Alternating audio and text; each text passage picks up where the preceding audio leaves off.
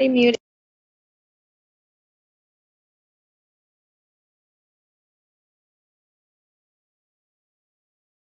Good afternoon and welcome to the virtual brown bag.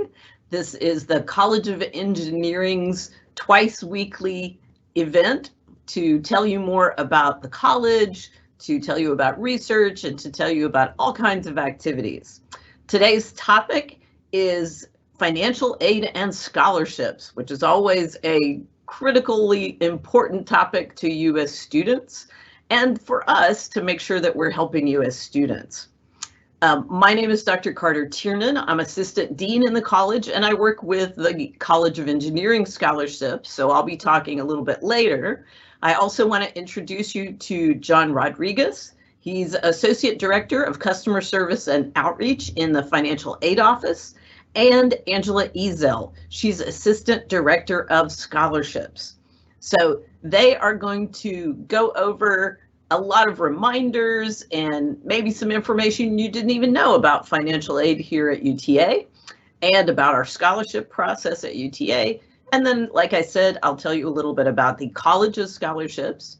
If you have questions during the event, please put them into the Q&A chat panel. We'll be pulling those questions out and addressing them throughout the event. All right, so John is going to start us off, so I'm going to turn it over to him. Thank you and welcome. Thank you very much, Carter. So as Carter said, my name is John Rodriguez. I'm the Associate Director of Customer Service and Outreach here in the UTA Financial Aid Office. So what I'm going to do first is go over some just frequently asked questions, some reminders for current students, questions we get in the office a lot that could help you in applying for financial aid to know what's out there, how to apply for it, and then also make sure you're meeting the renewal requirements for your aid for next year if you're currently getting aid. So I'll first go over that, and then Angela will talk about scholarship opportunities on how to apply for those here at UTA. And then Carter will be following up with some more scholarship information after that. So I'm going to go ahead and share my screen and let me know if y'all can see it. Let's see. Okay. So can y'all see the PowerPoint right now? We should be good. It's showing us live. Okay, great. So as I said, that's my title. That's my email. So if you have any specific email or questions about financial aid, feel free to reach out to me via email. So my email is jonathanr@uta.edu. So feel free to email me if you have any questions. If we didn't get to your question today, or if you think of a question in the future at any point, feel free to reach out to me. So our general contact information here in our office is here. We're on social media. We're on Facebook, Instagram, and Twitter. So you can find us at UTA FAO, as in Financial Aid Office. You can also check out our website. We're uta.edu/FAO. A lot of great information on there about financial aid, scholarships, veteran benefits. If you're a veteran or a son or daughter of a veteran, you might be eligible for some veteran benefits. Our general office phone number is 817-272-3561. Our email is fao@uta.edu. And then if you have specific scholarship questions, you can contact our scholarship office at 817-272-2197, and then SCHOL, as in scholarship, SCHOL@uta.edu. So first, I'd like to start off the presentation. We do have an office. They're technically under the Student Accounts Office, but they're located in our office. They're closed right now due to COVID-19. It's our Student Money Management Center. This is a great department center on campus that helps students budget their finances while they're in school, while they're a student. So if you have any questions or like to sit down with one of their advisors to work out a budget to, let's say you get a huge refund check from your aid or scholarships at the beginning of the semester, or if you just want to budget your money from your job that you're getting to make sure it lasts throughout the semester, so you don't come up short in March or November and you don't have any money left to last for the rest of the semester, they can sit down with you and talk about budget items. Their website is uta.edu/money. You can contact them via the phone number 817-272-2353, and then you can email them at utamoney@uta.edu. Like I said, they are located in our office. We're in Davis Hall, room 252. They're currently closed to the public right now. We're open to the public, but they're closed. They're just meeting students virtually through email. You can set up a video conference if you want with them to talk about budgetary needs. And then they're also on social media. They're on Facebook and Twitter at UTA Money. So the first question we get a lot here in our office is how and when to apply for financial aid. So the first step to apply for federal and state financial aid is to complete the FAFSA application. So right now, there are 2 FAFSA applications available because there are current students that are currently attending right now for spring or previously in the summer, fall last year. And then there are students who are applying for next school year, which is the upcoming summer, fall, and spring. Summer 2021, fall 2021, and then spring 2022. So there's 2 FAFSA applications that someone can fill out. So to fill out the FAFSA application, it's all online, so you can do it at studentaid.gov.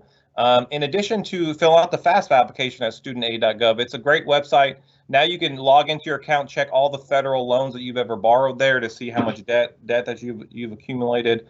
There's a lot of other things, repayment plans. You can look up information. So it's not just doing the FAFSA at studentaid.gov. There's a lot of great information on studentaid.gov. So I encourage you to go out there and check it out. So to complete the FAFSA application, so if you're currently a student right now for spring and you haven't done the FAFSA application yet, you could still apply through the end of the semester. So that one would be the 2020-2021 FAFSA application. So that'll apply you for financial aid if you attended for last summer 2020, last fall 2020, or the current spring 2021 semester. So when you fill out that application, you're going to report what you or your parents, if you're a dependent student, earned in 2018, and that your 2018 income data, you'd report on the current FAFSA for the current school year. Now, the FAFSA application for the upcoming school year, so if you're going to be a student this upcoming summer 2021, fall 2021, or spring 2022, you want to do the 2021-2022 FAFSA application. When you fill that out, you're going to report your 2019 income data. Now, it used to be where you would report like 2020 income, the previous year, but the federal government changed that a couple years ago, where now it's 2 years previously that you report.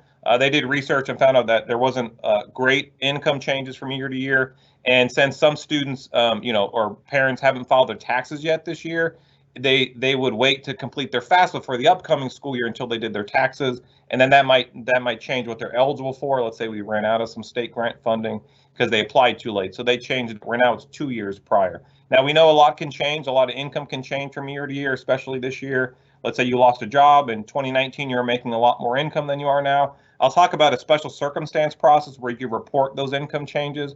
But when you do the FAFSA application, you're going to report 2019 income when you're doing the FAFSA for the upcoming school year.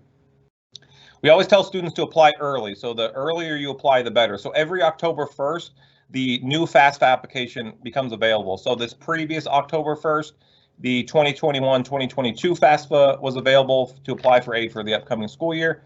So this upcoming October 1st, 2021, the new FAFSA will come out for the summer 2022, that school year. So it is out very early. So every October, we just tell students, go out there, do your FAFSA application, because every January 15th is the priority deadline or the priority date that we have to use as a state public institution to prioritize our state grant funding. So the FAFSA application will apply you for both federal and state grants. Now, federal grants like the federal Pell Grant for undergraduate students, that grant doesn't run out. So as long as you apply within the school year and you're eligible, you could get the Pell Grant. But other grants like MAV grant, TPEG grant, or the Texas grant, those funds are limited. So we only have a certain number of dollars to spend that year. And once we run out, we run out. So we have to prioritize students who apply early. So we haven't run out of that money yet for next year, so there's still time to apply. So make sure if you haven't done the FAFSA application, make sure you do it as soon as possible. But every year we encourage students to do it before January 15th, because that is the state mandated priority date to prioritize state grant funding for students who are completing the FAFSA application. So like I said, the federal Pell Grant and federal loans don't run out. So no matter what time of the year you apply within that school year, you could receive a federal loan if you're eligible, or federal Pell Grant if you're eligible. Those funds don't run out. Hey, John, before you leave that slide, there was one acronym there that says state and institutional grants are limited and based on EFC. What's EFC? Sure. Great question. So when a student fills out the FAFSA application, the Federal Department of Education is going to put all your income information into a formula, and they're going to send you and the school an EFC number. So that's the expected family contribution. That's the number that we base what you qualify for. So the lower your EFC number, the lower that expected family contribution based on your FAFSA data, the more likely and the more eligibility you'll have for grant money. So if you have a 0 EFC, that's the lowest it'll go. That means you'll qualify for the maximum Pell Grant, the maximum state grant if you applied early enough. The higher that number goes, the less likely you'll receive grants, and you may only be eligible for loans. To be eligible for a federal Pell Grant, it's roughly about 6,000 or less, the EFC, 6,000 or less to qualify. That changes every year. And then state grants, as long as you apply early enough, if your EFC is less than about 10,000, you should get a state grant if you're an in-state student, if you apply early enough and do the FAFSA application. So that EFC number, it's expected family contribution. It's not an actual dollar amount. So if your EFC is 6,000, let's say, that doesn't mean that you need to have $6,000 on hand to contribute to your education. That's just a number that we base what you're qualified for. So don't freak out if you have 6, 8, 9, 10,000 EFC and think, oh, I got to come up with $10,000. That's just a number we base what you're qualified for. Thank you. You're welcome. So we always encourage students to check their MyMav account often. So when you log into your MyMav account, you should pull up your UTA student homepage. Every student should have a to-do list. So we always tell students to check that every couple of weeks. If not, once I'm sure you're in your MyMav quite often. So whenever you're in there, just check out your to-do list. Because if our office or another office requests any supporting documentation, so when you do the FAFSA application, once we get it, the Federal Department of Education may select you for a process called verification. And we may request like a copy of you or your parents' tax transcripts, or there's other verification forms that we may request, like a household form to verify who's in your household, stuff like that. So if we do request any additional documents from you, like verification, for instance, we're going to put it on your to-do list. So it'll show up there on your to-do list, letting you know what forms are needed. Same thing with admissions or registrars. If someone else is, or student accounts, if they're requesting a document from you, it'll show up on your to-do list. We'll also email you to your UTA email address. So again, not only check your MyMav account often, but also check your UTA email. Because if we request something, we're going to email you. And if you don't see the email, maybe late. And let's say you turn in your verification documents in late for the upcoming year. And by the time we process them and you turn them in, we may be out of some state grant money that you may have gotten if you applied earlier and turned all your documents in earlier. So we just always tell students to check their email, their school email and their MyMav account often, just to make sure we're not requesting anything from you. Make sure you turn everything in on time. And then when we offer you financial aid, to accept it, it'll also be through your MyMav account.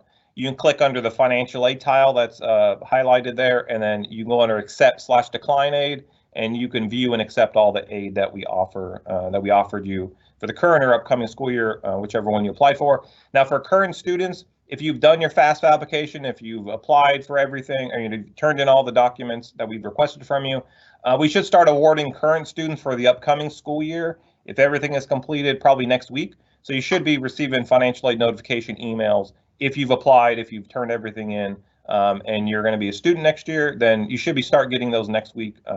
We started awarding incoming freshmen already, but not continuing students yet. That process should start next week.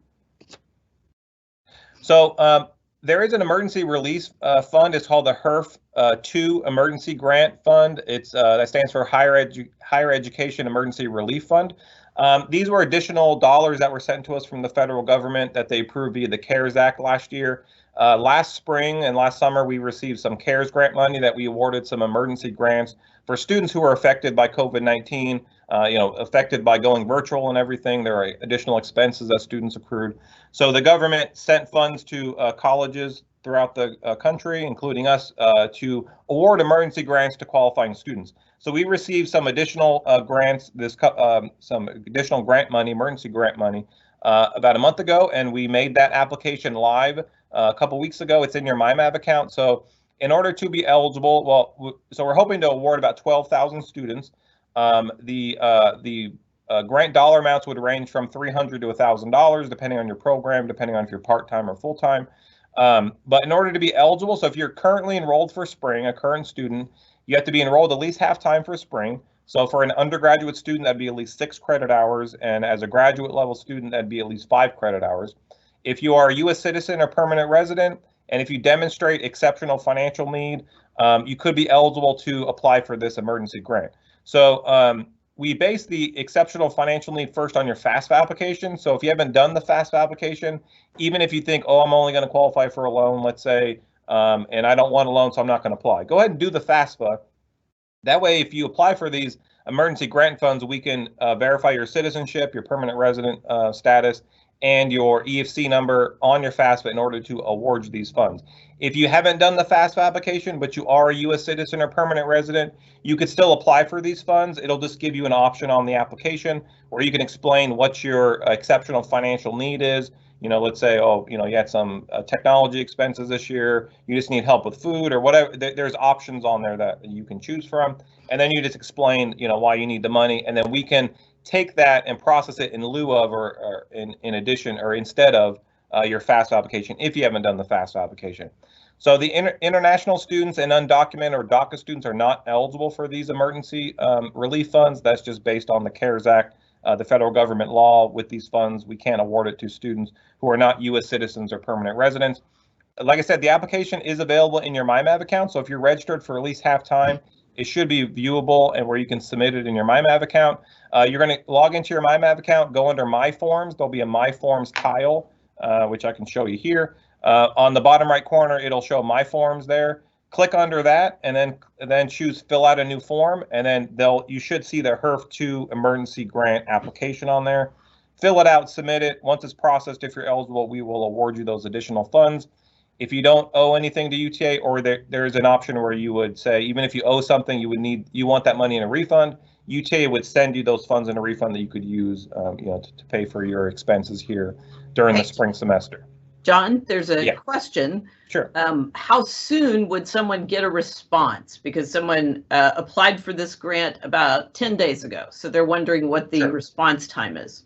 So we have been packaging students who applied once a week for the past couple weeks. Now, we have noticed some students aren't getting picked up in that automated process. So if you did apply more than, let's say, 5 business days, about a week ago, I would email us. So you can email us at the bottom. It's HERFgrant, HEERF, HERFgrant@uta.edu.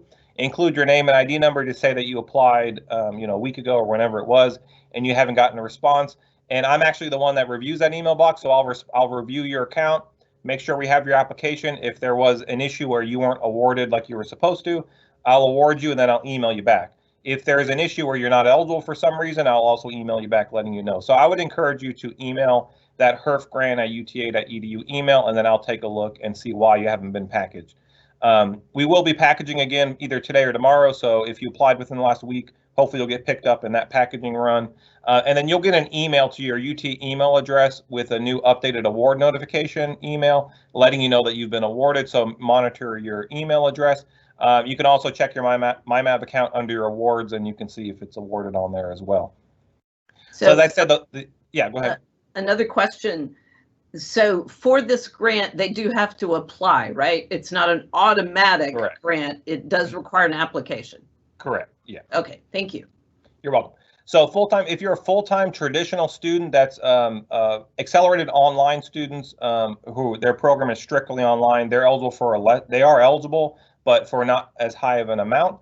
So if you're a traditional student, just a traditional undergraduate or graduate student, your semester runs from January to May. You have both in-person and virtual classes. If you're eligible, you'd receive up to $1,000 for spring. If you're full-time, part-time, so if you're at least half-time but not quite full-time, so undergrad, that'd be 6 to 11 hours, or grad would be 5 to 8 hours. You'd qualify for the part-time amount of $500. And then if you are in one of those accelerated online programs, you get $600 if you're full-time, and then $300 if you're part-time. There's more information on this if you go to our homepage at uta.edu/FAO. At the top, the first paragraph should be about the HERF2 grant. You can click on the link and it'll have some more question and answers and some more information on it if you want. But you can also email that email address for questions, and I'll be responding to you with the answers to those. So the general financial aid programs we offer here at UTA, the federal Pell Grant is the main undergraduate grant that we offer undergraduate students here who are eligible, and the FAFSA application applies you for all these grants. So there isn't a separate application for any of these programs on this screen. So your FAFSA application is your one application for the federal Pell Grant, state and institutional grants, federal direct loans, both subsidized and unsubsidized, as well as federal work studies. So there isn't like 6 different applications you got to fill out. It's all one application on your FAFSA application. So the Pell Grant is for undergraduate students only. So once you're a graduate student, or if you're a second bachelor degree seeking student, you're no longer eligible for the federal Pell Grant program.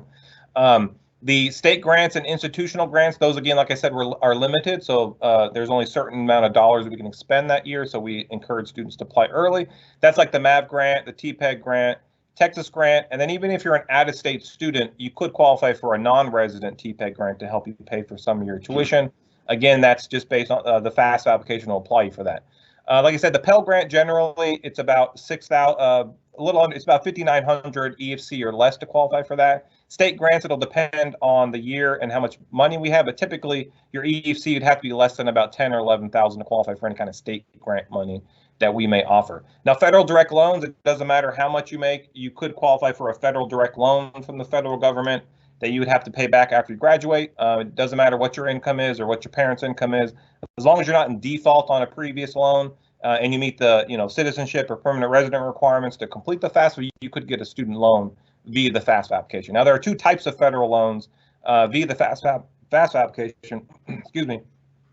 There's a subsidized loan and an unsubsidized loan. So the subsidized loan, if you're offered both, we encourage you to accept the subsidized first because that's interest-free as long as you're in school. So as long as you're enrolled in school at least half the time, that loan does not collect interest. It would start collecting interest 6 months after you graduate or 6 months after you drop out of school when you go into repayment on the loan. The unsubsidized loan, you don't have to make any payments while you're in school. So as long as you're at least half time like the subsidized, you don't have to make payments.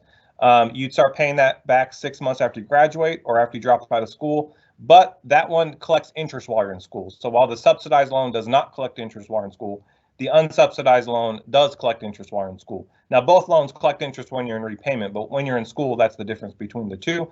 The subsidized loan is for needier students or students with lower EFCs. And then unsubsidized loan, like I said, no matter what your income is, even if you're a millionaire, you could qualify for an unsubsidized loan if you needed one to pay for your education. Now, if you're a graduate level student, you're only eligible for unsubsidized. The subsidized loan is an undergraduate only loan program. So no matter what your income is as a graduate student, even if you have no income, it's only unsubsidized. That's just based on federal regulations. The interest rates change every July. So every July 1st, the federal interest rate changes for loans that are borrowed for the upcoming year. This current year, so for last July 1st through this upcoming July 1st, any federal loan as an undergraduate student would be 2.75%. So the interest rate's pretty low, and that's fixed for that particular loan.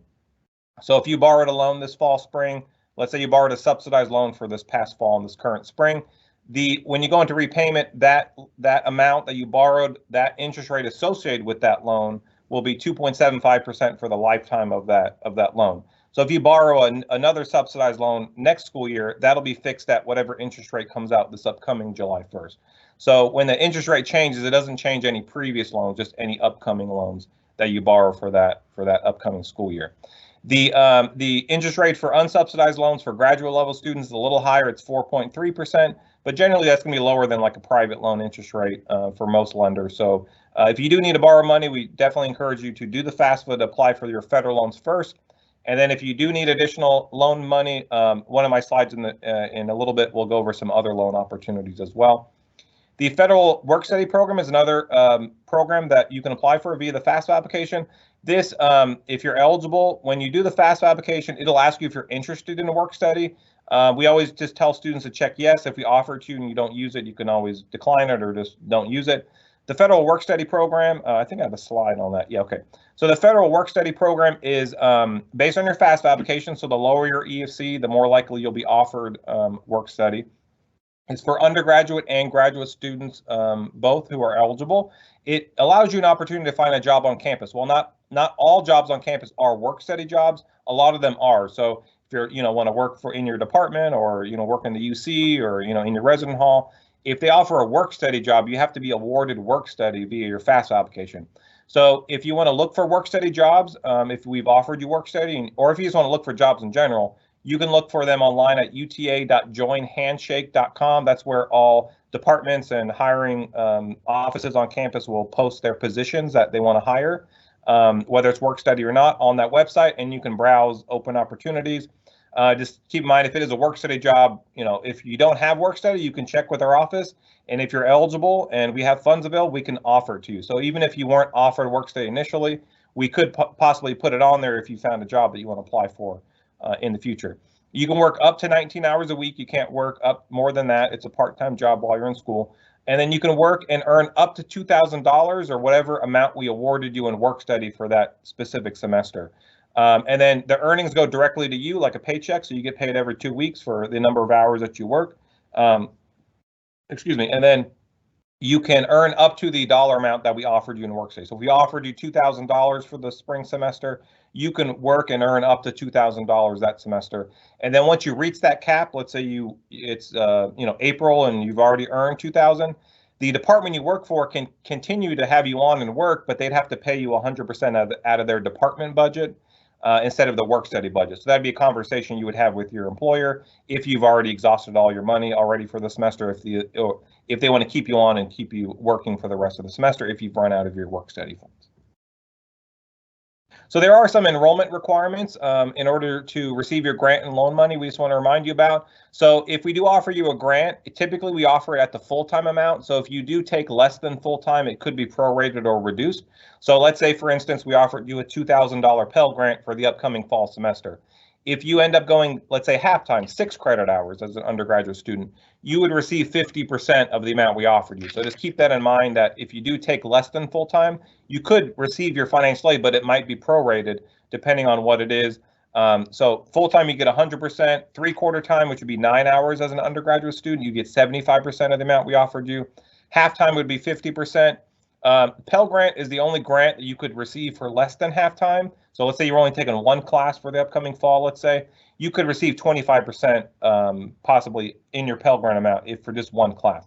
But most grants like state grants like the MAV grant, TPEG grant, those institutional state grant money, you have to be in at least half-time to receive any of those. But Pell Grant, you could receive a portion of it. It would just be much smaller for at least one class. Student loans, typically, they all require at least half-time enrollment. So half-time for an undergraduate student would be 6 credit hours, or as a graduate student would be 5 credit hours. So if you do accept a federal direct loan, subsidized or unsubsidized, just keep in mind you have to be at least a half-time student to receive any of that money.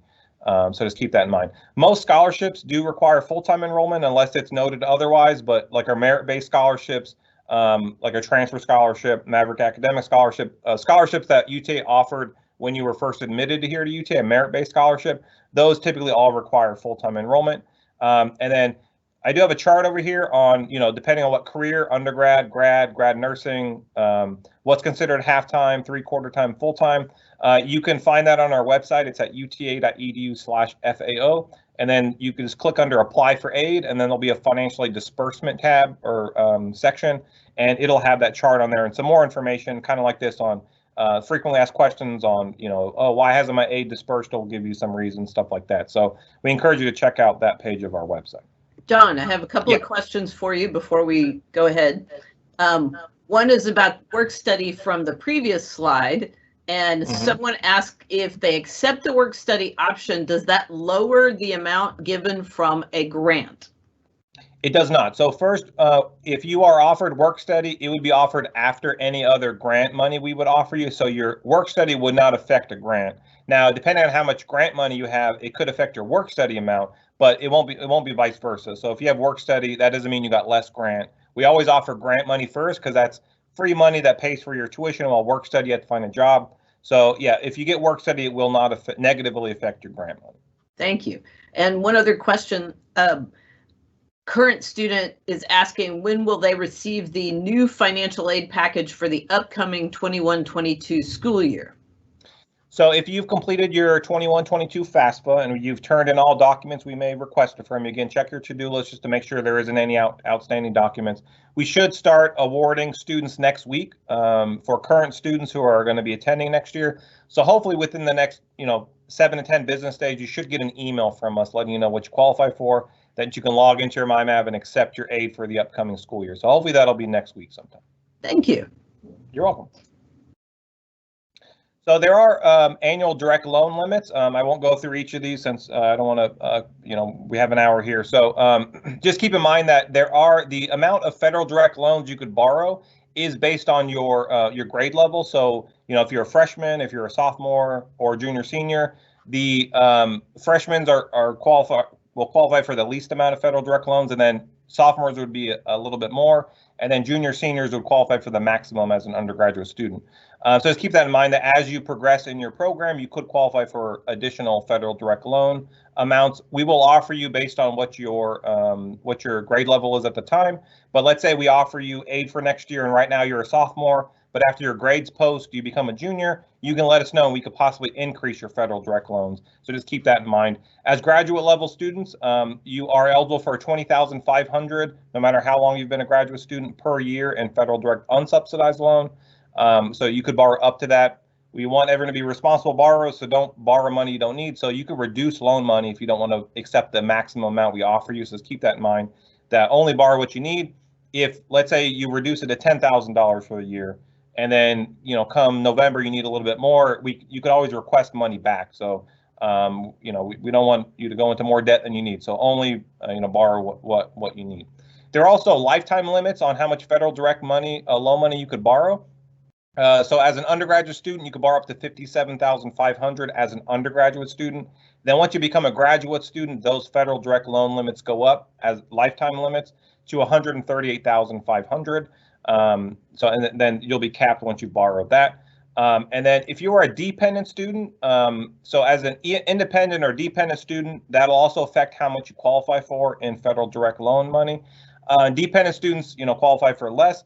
But let's say we offered you, let's say $5,500 as a dependent freshman in your federal direct loans. If your parent applied for a federal Parent Plus loan, that's a loan that the parent would apply for. If they're denied for that loan based on their credit, that we could increase your unsubsidized loan to the independent level. So that is another option if you're a dependent student and you do need some additional loan money, but you're at the max for the year. If your parent were to apply for the Plus loan, and if they were denied, showing that they tried to borrow money for you, it is a loan in the parent's name. So if they are approved, they don't have to borrow it. But if they want to do the first check to see if they're eligible, if they're denied, we could increase the student's unsubsidized loan. So that's an option as well. You can find out a little bit more information on our website under loans and click under subsidized and unsubsidized loans. So another question we get a lot is who is considered independent for financial aid purposes. So when you fill out the FAFSA application, it'll ask you these questions, and if you can answer yes to one of these, you'd be considered an independent student. Otherwise, if you answer no to all of these, then you would report your parents' information. Your eligibility would be based on both your income and the parents' income, parents' household size, stuff like that. So the first one is, will you be 24 years of age or older by January 1st of the school year you are applying? So for the upcoming school year, for upcoming summer, fall, spring, if you turn 24 at any point this year, you'd be considered an independent student for the upcoming school year. Second one is if you're married. If you're married, you're an independent student. If you're a graduate student, you're automatically an independent student. If you have children or dependents who receive more than 50% of their support from you, you'd be considered independent. Are you currently serving on active duty in the U.S. Armed Forces, or if you're a veteran, you'd be considered independent. If since the age of 13, if you are an orphan in foster care or ward of the court, you'd be considered independent, as well as if you are considered an emancipated minor or in a legal guardianship status as determined by court. Or if you're an unaccompanied youth who is homeless, you could be considered independent as well. So if you can answer yes to any of those on the FAFSA, you'd be considered independent, and your eligibility would just be based on your information and not including your parents' information. So we do get the question a lot where, let's say you answer no to all those questions, but there's other extenuating circumstances that maybe you don't have any relationship with your parent. You haven't spoken with them in years, or there's some kind of domestic issue where you can't live with them. There's violence in the household. There's a lot of situations that while you can't answer yes to any of these, but there's an issue with you and the relationship is strained between you and your parents where you can't get their data to do the FAFSA application, stuff like that. So there is a process called the dependency change request form. This form is found on our website. You just go to our website under apply for aid and then forms. You can find this on there. Typically with this form, we ask for a typed signed explanation of your extenuating circumstances, why, what your relationship is like with your parents, why you can't receive their information, stuff like that. And then we ask for 3 letters of reference. Typically it's 2 professional, 1 personal, that could be a teacher, a counselor, a friend, a family member, just 3 letters that are kind of verifying the information that you're reporting on the dependency change request. And then once we process it, we'll review it. And if you're eligible, we would even though you answer no to all these, if your circumstance warrants it, you could qualify for financial aid based on just your information once we review this data. So if that is something that may apply to you, you can reach out to me, reach out to our office, and we can see if that might be something that you can take advantage of. So the other thing, as I mentioned at the beginning of the presentation, so when you do the FAFSA application, you're going to report income information for 2 years prior, and we know a lot can change within 2 years. So, whether that's you lost a job, you're at a different job, but you're earning less, or your parents are the same, they lost a job or they're earning less than they did in 2019 or 2018. If there's a death in the family, or let's say you or a parent are separated or divorced, and you reported both parents' information on the FAFSA, and now there's just one parent in the household, or if there's extenuating medical expenses. These are special circumstances that we can take into consideration to see if you may be eligible for something additional that you may have not initially been eligible for. So let's say you filled out the FAFSA application for the upcoming school year. You reported you and your parents' income information for 2019, but in 2019, your parents were making X dollar amount. But let's say last year or this year, one of your parents or both your parents lost their jobs and they don't have as much money coming in. You can fill out this special circumstance, and while maybe based on your 2019 income on the FAFSA initially, let's say you were only eligible for loans, let's say you didn't qualify for grants, but let's say with this new income information you're reporting to us via the special circumstance, maybe you qualify for Pell Grant now. So if this is something that you think might apply to you, reach out to our office. You can tell us your situation. We can tell you what documents we need when you fill out the form, and then you could possibly get some grant money that you may not have been eligible for initially if there's been a change of income or change of circumstance compared to your initial FAFSA application. So we also get the question on if undocumented or DACA students are eligible for financial aid. While undocumented DACA students are not eligible for financial aid on the FAFSA application, because you have to be a U.S. citizen or permanent resident, or there's some other eligible non-citizen statuses that can apply. You need a social security number. So if you are a DACA or undocumented student, you could fill out the TASFA application. This is a Texas application for state financial aid, and this would apply you for state grant money. We offer the Texas grant program to our undocumented DACA students. So you could possibly be eligible for some grant money. Now, the January 15th party deadline is even more important for this population of students because the amount of grant money we have in the Texas grant program to award TASFA applicants is very limited, even more limited than FAFSA applicants that we award. So it's even more crucial that these students apply as early as possible. So every October 1st, this comes out just like the FAFSA application. This is a paper application. So while the FAFSA application, you go online on your computer, fill it out, or on your phone. This one, you would print the application, fill it out, and then you would submit it to our office, either in our office, or you could fax it to us, you can email it to us. There's other options. We have a drop box outside at Davis Hall if you want to drop it in there. This is for undergraduate students only, and for undergraduate students seeking their first bachelor's degree. Just keep in mind that if you're eligible to do the FAFSA, you're not eligible for the TASFA. This is only for students who are not eligible to do the FAFSA application, and they're not considered international students. So this is for students who, like I said, are DACA or undocumented. They qualify for in-state tuition because they graduated from a Texas high school, but they can't do the FAFSA due to their status. So if you could do the FAFSA, you won't be able to do the TASFA application. Undocumented DACA students are also eligible for, they can apply for a college access loan. That's a state loan through the state of Texas, which I'll go into here in a second. Also, they can apply for scholarship opportunities via the MAV Scholarship, which Angela will go over here at the end of our presentation as well. You can check out the TASFA application. We have a page on our website under Apply for Aid, and then click under TASFA.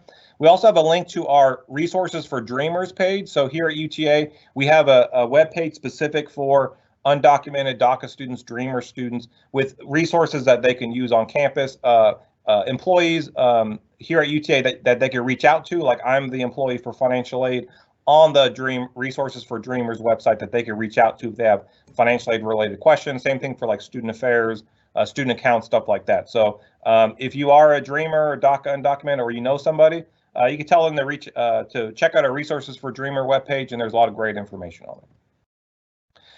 So as I said earlier, there are limits on how much federal direct loans that a student can borrow each school year. So if you do borrow your federal direct loans or subsidized, unsubsidized, and it's still not enough, you do need some additional money, there are other loan opportunities. So the first one is the one I touched on earlier. It's a Federal Parent Plus loan.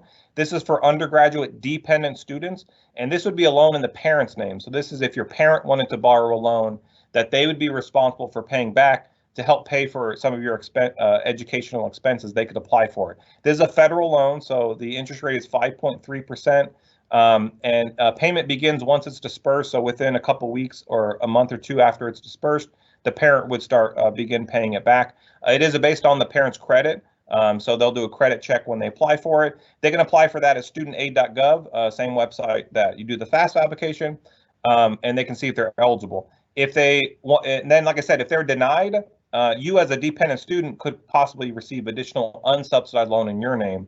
So that is another option as well. Once you're a graduate level student, you're not eligible for the plus loan, but you are eligible for the graduate plus loan. So this would be graduate students. It's kind of the same as the parent plus loan, but it's in the student's name, but it's only for graduate students. The interest rate is 5.3%, and it will be based on the student's credit. So it'll be based on their credit score as well. The other one is the college access loan. This is that state loan that I had referred to earlier. It's for Texas residents only. It's through the Texas Higher Education Coordinating Board. It's for undergraduate and graduate students.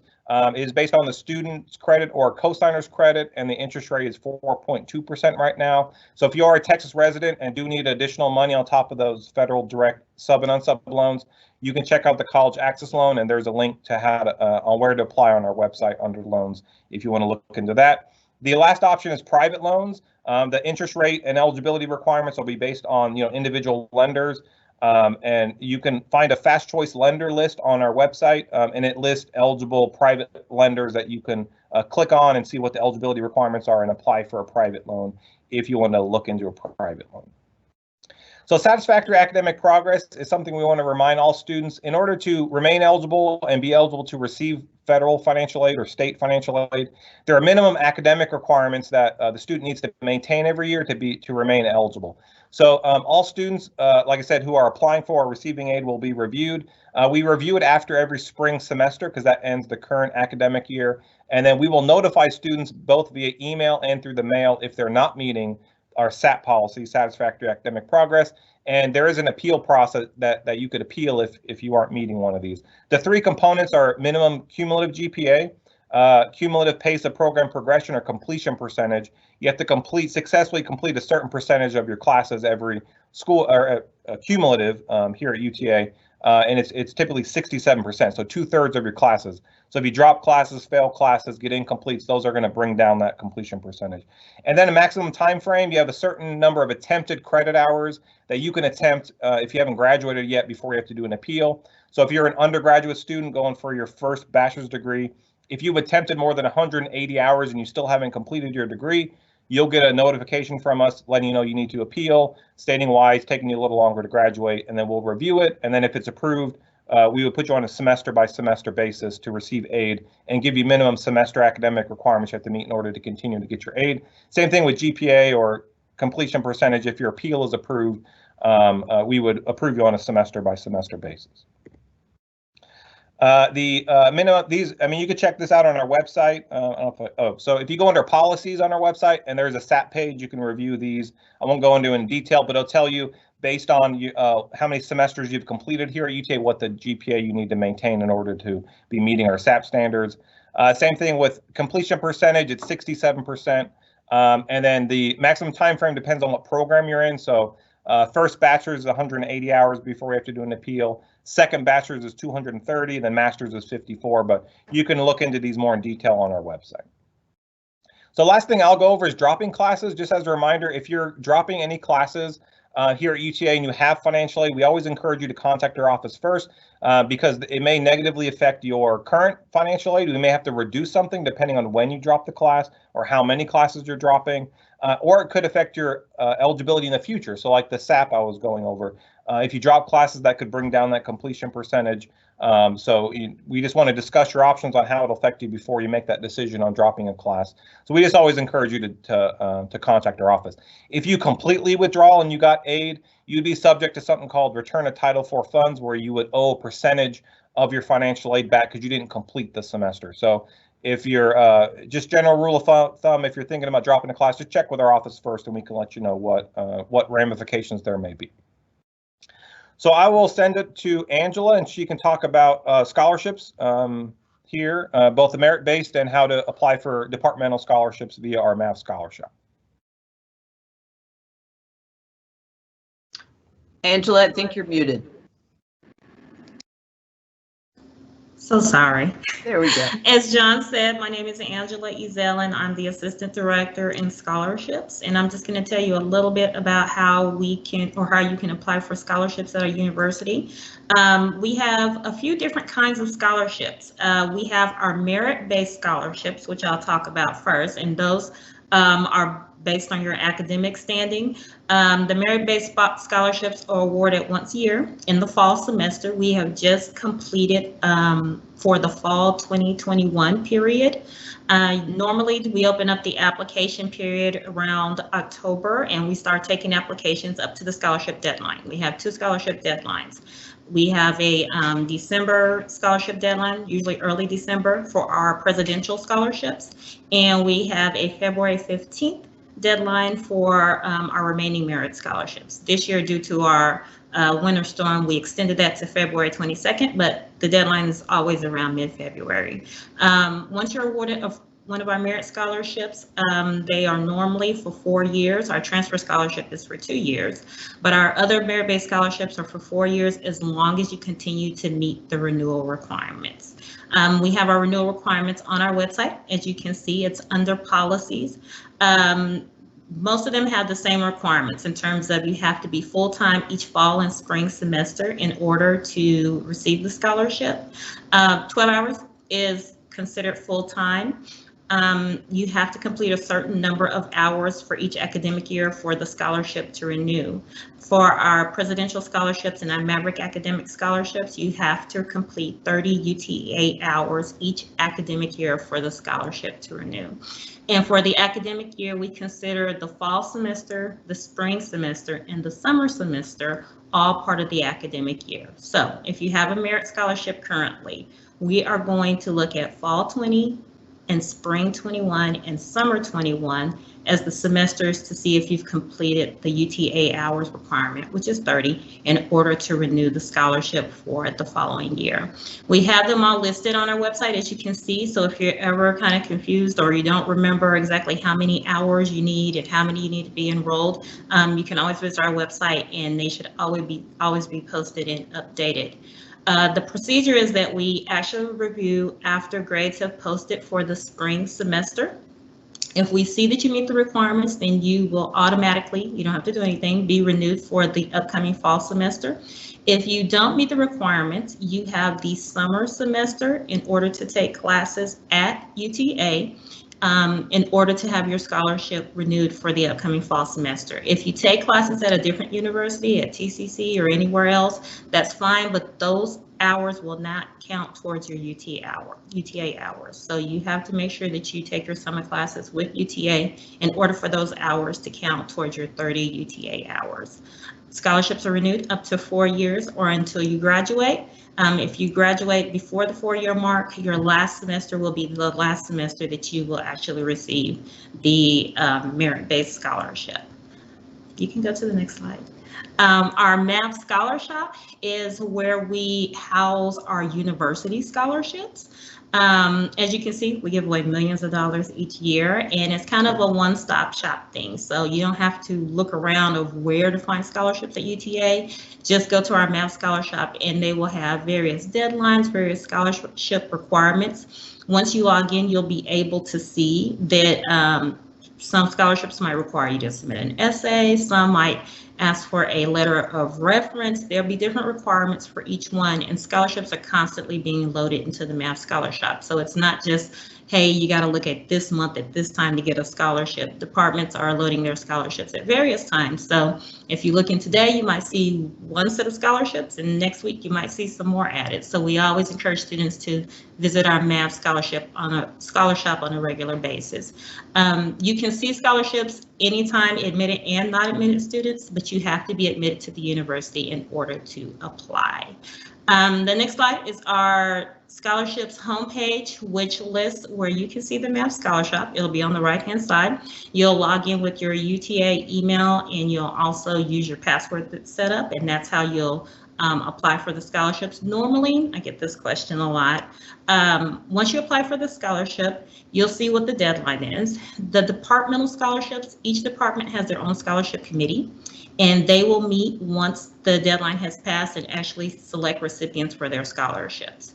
They will notify recipients, and normally even students who submitted an application but weren't chosen, just to let them know that the opportunity is closed. We have either selected you to be a recipient, or you weren't selected to be a recipient, but please continue to visit the Math Scholarship. But normally the scholarship committee meets within a couple weeks of closing, and then they make those decisions. So on our website, you'll see our Math Scholarship. You'll see our scholarship applications, our scholarship opportunities for our merit scholarships. Oh yeah, if you're applying for our merit scholarships, you don't have to submit a separate application. You just have to be admitted to the university by the scholarship deadline. That's how you apply for our merit awards. For our Math Scholarship, you actually have to log in, and you may actually have to complete an application process to apply. Angela, let yes. me ask a quick question. Sure. A student is asking, do you have to be a new freshman or new transfer student in order to receive one of these merit scholarships? Yes, you do. You have to be a new incoming student in order to qualify for those awards. So the next time we open it up, it'll be for the fall 2022 semester, and it'll be for students who are incoming for that semester. So am I correct, though, in saying that current students can find opportunities in Math Scholarship? Yes, they can. Current students should be looking there. Exactly. Our Math Scholarship is, our new students can also look in the Math Scholarship, but our current students, that will be the place to go to find scholarships at UTA. Okay, thank you. No problem. Another resource that we have on our website, in addition to the Math Scholarship, is we have our outside scholarships listed. We are contacted all the time by organizations that are offering scholarships. We actually vet these to make sure that they're legitimate sites, and we list them on our outside scholarships page. So we have an English version and a Spanish version. Of course, if you're awarded the scholarship, it can still be used at UTA, even though it's not a UTA scholarship, but we encourage students to please visit our outside scholarship for additional scholarship opportunities at the university. And you'll also see the link on our website. This says outside scholarships. Okay, John. Last slide is just how you contact us. The scholarship office is not open at this time, so feel free to call us by phone, and our phone number is listed there. You can always email us at our scholarship email address if you'd like to get in contact with us. If you're visiting financial aid, because it's open, you can ask any scholarship questions to them, and of course they'll contact us or tell you how you can get in contact with us. So that's about it for scholarships. All right, so I've been asking your questions as they've come up, and I'm going to go ahead and share a brief PowerPoint just specific for the College of Engineering, not too long, and I'll keep asking questions if we do have more students with questions. There's not any right at the moment, but I'll keep those up. So in the College of Engineering, we have over 30 endowments that provide scholarship awards. So an endowment is a fund that someone, often an alumni, has set up to celebrate someone's accomplishments by awarding money to you current students. The college itself has this block of about 30 endowments. The individual engineering departments also have some endowment funds as well for their scholarships. So depending on your department, you may have opportunities for scholarships through the department or through the college. At the college level, we award 70 to 80 scholarships every year. The average amount is about $2,500 per award. We give awards to incoming freshmen up to 4 years, to incoming transfer students up to 3 years, to continuing undergraduates, so that's current students, and to current and new graduate students. So we have some awards for all of those different groups of students. Our scholarships are based on the requirements of the endowment. So most of the scholarships have some combination of factors. For example, merit award, plus you need to be involved in this organization, or you need to be researching in this particular area, or you need to have financial need. So there are different types of requirements that these endowments have based on what the donor set up. All of the awards have to meet those requirements. Okay. Most of our scholarships do not require applications. You're going to be automatically considered for the scholarship. We use the Mav Scholar Shop. It lists all of the available scholarships. For the ones that require applications, you'll see them in Mav Scholar Shop as requiring applications. For the other scholarships, Mav Scholar Shop automatically matches all the eligible students to the possible awards. And then we select from that group of eligible students. So in most cases, you don't have to do anything, but as Angela said, you should be checking Mav Scholar Shop regularly, because it may be that one of the awards that does require an application comes open and you're eligible for it. Again, the departments also offer scholarships. Most of them are also on Mav Scholar Shop as well. Okay. If you're awarded a scholarship from the College of Engineering or from your department, it's deposited in your MyMav account, just like a scholarship from the university. One difference, and it wasn't mentioned in the PowerPoint presentation, the merit awards for the university, the scholarships given to new transfers and new freshmen, do provide in-state tuition. That's correct. Angela's nodding.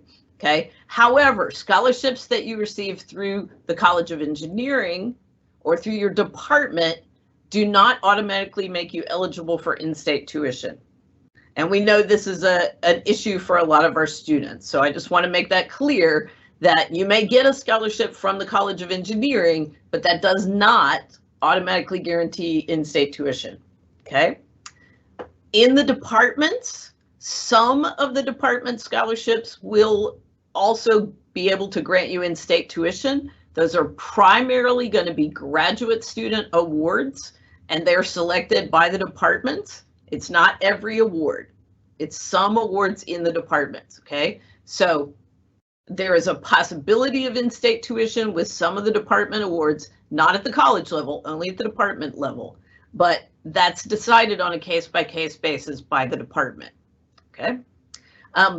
If you are looking for additional funding or in-state tuition waivers, we certainly do have student workers in the college, as was mentioned, along with work-study positions, just regular jobs, working for one of the departments, working in a research lab, working as a teaching assistant, undergrad or graduate.